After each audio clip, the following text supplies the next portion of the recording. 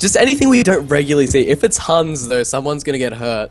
I don't mind, to be honest. Huns isn't too bad. Okay. Oh, this is good.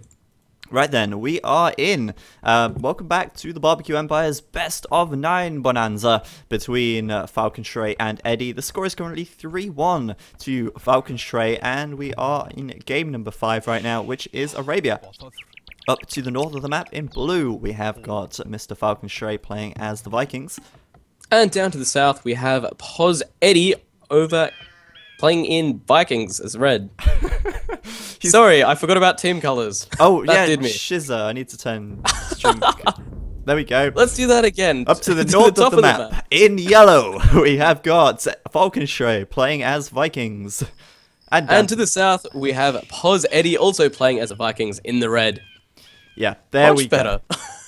Alright, so of course, Vikings. Pretty interesting civ to have on Arabia, of course, in most situations. Pulling Vikings on Arabia, not cool. But as this is a mirrored match, well, it's going to be interesting. And, well, I suppose not that interesting. I mean, we can probably predict what's going to happen. I imagine crossbows, but we'll see, won't we? Yep. I imagine lots and lots and lots of crossbows, eventually backed up by lots and lots and lots of rams. Yeah, and maybe an onager or two in there. I think that'd be cool. Just to break the mold a little bit. Or maybe a castle drop with berserks. Who knows? I mean, Fingers crossed for the berserk castle drop. I don't know, but anyway, obviously Arabia right now, we should have a look at their maps because it is also important and so crucial as to how these players are going to play it. Of course, Falcon Stray right here, front gold. Not ideal, and also no real tree cover for that either, so kind of unfortunate goal placement for him. Yeah, definitely. It's even at the foot of that hill there, so even going to be having a little bit of trouble retreating if he has to there. Massive bonus for Eddie when he's fighting from the top of that. Berry's on the front as well, with another hill right there. Yeah, hills galore, and you know, Eddie, if you wanted to play it aggressive, could perhaps tower on this gold, for instance. I mean, not necessarily likely, but I mean, it could influence his style of play to some extent. If we have a look at Eddie's base, gold in the back, really nice and easy to wall that as well, so he is going to be pretty happy with this map, I feel, here. Yeah, the only thing I'm looking at is the fact he's in this giant crater right now. Never a nice thing to be in, but like you've said, just looking at it, the tree cover he's got, he can wall it off fairly easily. But this gold in the back right now, not the particularly nicest right now. It's in the middle of a hill. Yeah. If Falcon Stray can get in behind there, gonna be able to push him off that wood line and that gold. Yeah, I suppose you're right, actually. I mean, if he gets in behind with archers, could be a big deal, actually. I mean, the fact that it's in the back doesn't necessarily mean that it's a great gold position, as you say. It is on the hill as well. But, I mean, if I was in Falcon Stray's position, I'd much rather have Eddie's map at this stage. I don't know. We'll see how he walls it off. It looks like he's going to wall across the front here, or the side even, with some houses. Yeah, definitely going to be a good tack there. I'm just looking at this gold area here, and the fact is as well, if Eddie goes knights or anything, they're all going to be funneled through this small area. And like we know with crossbows, you do hit that critical mass where you're just one-shotting knights. And really, if that is the case, I'm not saying it's definitely going to go down that way, but some knight harass can always be nice in a Vikings game. But yeah, could really push them back well. Yeah, I don't know. I mean, knights probably not going to be the case. I don't know. I mean, it's a possibility. Anything's a possibility, really, unless you don't have it in your tech tree. But Falcon Stray going to go down with a drush right now, and we saw that in the first game. Ooh. Paid off fairly nicely for him. Eddie, though, scouted it, and he's going to put up a barracks, I believe, well, another barracks of his own. Yeah, there we go. Yep, already. But like you said, Falcon Stray made really good use of that drush in the first game there. Even continued it, creating more militia. So potentially could see something interesting like that from him here, or could completely be shut down by Eddie. Yeah, of course, Eddie gonna have time to respond to this, getting that barracks up himself. Falcon Stray, though, 1 militia out right now. Looks like he's gonna go for a 3 militia drush. He has taken 10 gold from this gold pile here. But a fast castle on the back of this, not really gonna be likely, because he has got a very open map. No real way he can wall that in. Yeah, you're right. So it's going to be interesting how we see this game develop, really. If he can keep those militia alive long enough, man-at-arms definitely going to be a good option there. Yeah. And then, of course, could push in with archers or scouts, whatever he really chooses to. My guess will be archers off the back of it. But still, it could go either way at this point. Yeah, I think, though, for Falcon Stray here, it's a good decision for him to go forwards with the militia because of his gold being on the front. It means if it puts Eddie in a defensive position, then it means that obviously Falcon Stray is going to be able to take that gold in relative safety. I think right now, obviously Eddie going to be able to wall this up fairly easily. He's also got the hill here on the front, which he can use to his advantage. But no scout in sight for Eddie at the moment, which is not ideal. Yeah, it looks like it is just over on that hill in the right-hand side there. Potentially should pull it forward relatively quickly so he can actually try and fight this off well. But Yeah. I don't know right now. You definitely have the right idea. Of course, being aggressive is also a good defense, as the old phrase goes. But right now, it's really just going to come down to this micro at the front of Eddie's base. Yeah, I think Eddie was very torn there, whether or not he should lure those deer in with his scout, or whether he should use his scout to fight. We'll see. I mean, no extra militia coming out from either of them. And, you know, Falcon Stray probably going to be pretty happy to sit here and not even engage, as long as he's keeping Eddie tucked away in his base so he can take gold back at home in relative safety. Yeah, both players here just dancing around this hill, just trying to get the hill advantage, because pretty much whoever goes into this with the hill advantage is most likely going to come out on top here. Yeah, of course, and I mean, micro especially can come into play. I've seen Drush Wars before, where one player just micros so well that they don't even lose a militia. And what is going stand on? ground! Stand ground for Entray! Man, Falcon Stray, no. what is that? No. That was Well played by Eddie. I think he noticed that and went straight for the kill. Well, he just went in. I mean, absolutely nothing to even stop him there. Falcon Stray just clearly not watching his army close enough there. And that's exactly not what he wanted to happen. He doesn't want to be having to fall back now.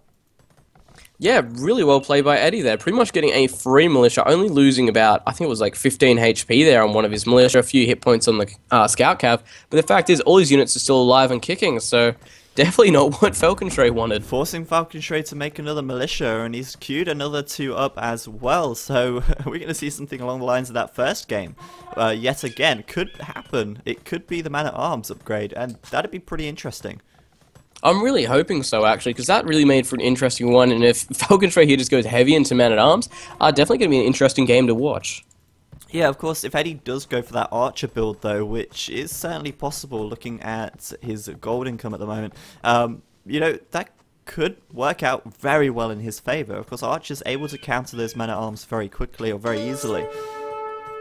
Yeah, it's very true, because of course they can cut them down relatively quickly before they even get to them to be able to do damage. Because of course they do start off with 1 PS armor to go, and they have a fair amount of HP on them, and Eddie going to lose most of his, well, his entire drush there.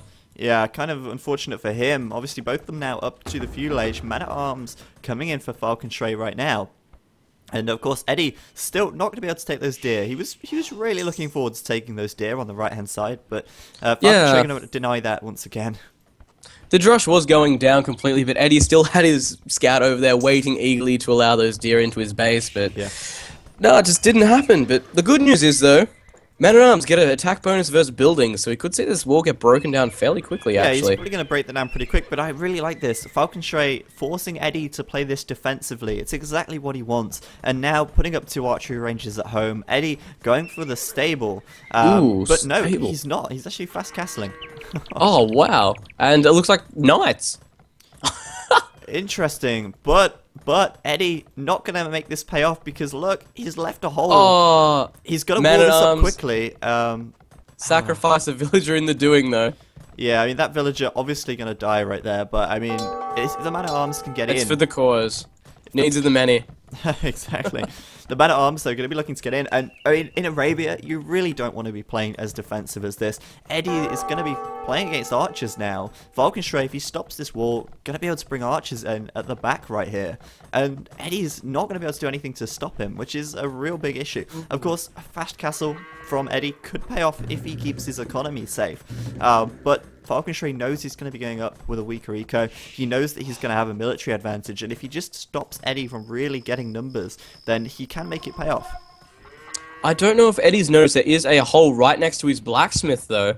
Looks like he just noticed it then when Falcon Stray just walked through it. But he could have snuck some archers in the back there and got into that position. Exactly what we were talking about. But Well, the thing is, I think he he's going to still keep can. He can go around the right-hand side. right side. Yeah. Yeah, this is Ooh, this is... It's close. I don't know. Eddie's going to be up to castle in just a second. Falconstray, though, not going around the back. He's going to try and brute force his way in on the front. Obviously, with those man-at-arms right there. Archer fire behind it. And I don't know, I mean, 1 or 2 knights might not be enough to actually defend from this because he has got a lot of numbers here. Yeah, the Knights would be able to take out the Archers on their own fairly easy, because they do have a lot of HP, and naturally they do, and Archers have a lot less HP. The fact is, though, Man-at-Arms going to act as a pretty good meat shield here to actually be able to allow those Archers to get some good damage out of them, and Man-at-Arms, pretty strong unit. Yeah, but I think at this situation, Eddie not going to let Knights die unnecessarily. Obviously here, going to put these Knights in the back, so that they engage one at a time, and bust out with all of them. Falconstray could lose his army here then, because Eddie will have 3 Knights, and could be enough. Hoping that, at the moment, if Falconstray wants to do this right now, he's really going to have to get Eddie into a choke point. It looks like he wants to try and do that between that palisade there. And, nope, going to get him out in the open here, and it looks like Eddie going to pretty much have a field day here, I think. Yeah, obviously you're going to be able to surround him quite easily, and this army from Real Eddie... advantage as well. Going to go down... Sorry, not army from Eddie. Army from Enshray, going to go down extremely quickly. Going to get chased across the map, and of course will die to the Knights, as they will have that speed. Falconstray then going to have to wall up and defend as much as he can. We've got stone on the left, double palisade on the top, and houses on the front. Looks like he's pretty well ready for this situation. Does have some spears out already though, so it looks like he will be trying to push in with some archers and spears right now. Because of course those knights, no way they're going to want to engage those spears, especially due to the fact that the knights cannot get bloodlines. Yeah, well, one thing at the moment though I've noticed for Falconstray, he doesn't actually have fletching, which is going to make it quite difficult for those archers to do significant damage to the knights, especially now they have +1 defense as well. But as you say, without bloodlines and up against spearmen, obviously Falconstray is going to be able to defend. Question is, how long is it going to take him to get up to the castle age now, and how much of an eco advantage is Eddie going to get in the meantime? Well, looking at Eddie right now, he doesn't have any extra town centers up right now. He doesn't really have the resources to put one up. It looks like that's the way he's going right now. He is deleting off more and more palisade to allow him to get more and more wood here. But really, until he gets more town centers up, I think it's going to be relatively in Entray's favor, I think, looking at the fact that Entray has 20 more pop. Yeah, obviously it's going to have a much bigger military going into the Castle Age. Obviously that crossbow upgrade will come in straight away. Maybe even pikemen as well, as he does have a few spears out right now. So yeah, I mean, he might not necessarily be the first up to castle, but he has the numbers. And if the upgrades come in, and Eddie really doesn't have that much to stop him, then, you know, it's going to be tough. Looks like we're about to see another powerful game here from Eddie. He's pretty much ditched out on going any extra town centers. A Forge Siege Workshop coming up already. Looks like he's going for arena style again. Yeah, I mean, really kind of how he plays it. I mean, he's very well known for going really kind of aggressive in arena, and I suppose the same could be said on Arabia as well. Putting that Mangonel up there, that is a huge thing for him to do. Obviously that Mangonel, going to be a great counter against archers, crossbows. Going to be a good counter against the spears as well. So Eddie going with the mangonels and the knights. Falconstray going to go with the spears and the crossbows. Which one's going to win? I feel like the mangonels and knights. Yeah, well, it's just going to come down to how well he can take out those spears, I think, because he's not going to want to directly engage those spears, especially without bloodlines, having low armor on them. Definitely not going to be a way, but I think at this point, this is Eddie's game. Everything's walled up. This is what he's used to. Pushing in against a walled player who he can't really do any damage against until he just busts right in. So, yeah, I don't know. Double Mangonel, Knights, we'll have to watch. And a Monastery. Yeah, and a Monastery. I mean, it wouldn't be Eddie without a Monastery. We've seen a Monastery from him every single game so far, and that's not just to collect relics. So let's see. Falconstray, wide stance. It's like he knows of the Siege Workshop, but he doesn't really have a clue. Let's see if he can catch him out here. He's going to pull round, but will the Mangonels catch him? I mean, they do. Oh, it's going to be massive. No. Oh, that was a huge hit there. Falconstray going to lose a lot of archers before they get upgraded. Kind of a big deal. Crossbow on the way. Padded archer armor on the way as well. And, oh man, Eddie's in full pursuit. Wide stance, but still clumped up around trees on the pursuit. We know that's exactly when you're going to get hit by mangonels. Scorpions actually out for Eddie as well right now. Probably a good call against the spears. Yeah. We'll have to see what happens. I like it when players go for a lot of siege. It makes it very interesting. I feel like these mangonels, though, got to be so tough for Falconstray to deal with right now. I mean, crossbows getting picked off one at a time, the mangonels could just keep coming forwards because Eddie could just, well, sorry, Falcon Straight just can't really do that much damage to them.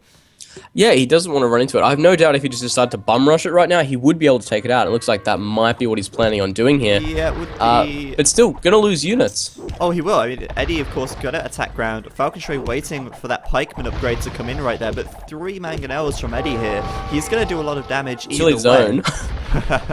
Yeah, killed his own mangonel. Ooh. Man. Those knights against pikes, though. Yeah. Not exactly what I want to see, but he has out microed here. Looks like he is attacking those. Ooh! Oh, man, those... Great hit on the spears. Those spears getting taken down so quickly. Falcon Stray gonna be forced back. And sure, Eddie lost a few knights right there, but he did a lot of damage. He's still got a pretty good army composition. But I've noticed a couple of villagers on the right side from Falcon Stray. We need to keep an eye on those. They're not doing anything right now, but it looks like some kind of sneak from him. Yeah, I don't know what we're going to see there. What's he got resource-wise? No food. I was thinking maybe you wanted to do some light cav raiding, but didn't look like the one wants to go right now. Eddie actually having a ton of food in the bank. Yeah, you know what though? I've got to say, Falcon Stray, even though it looked like he lost a lot right there, he did lose a lot of pikemen, yeah, which isn't really such a big deal. I mean, you're talking about food and wood units there. It's not a lot of worth to take out 3 mangonels and a load of knights. Falcon Stray did a pretty good job of that engagement, considering, you know, he's got the weaker unit composition there. Yeah, he definitely spent it efficiently, which is what I want to say. It was very cost-effective. Pikemen, as we know, if you lose 2 pikemen to a knight, and you kill the knight after that, it's still efficient. Yeah, exactly. So anyway, we've got Falcon Stray coming forwards on the right with these villagers now. It's going to be interesting. Maybe he's going to put a tower behind this wood or something. Would be interesting.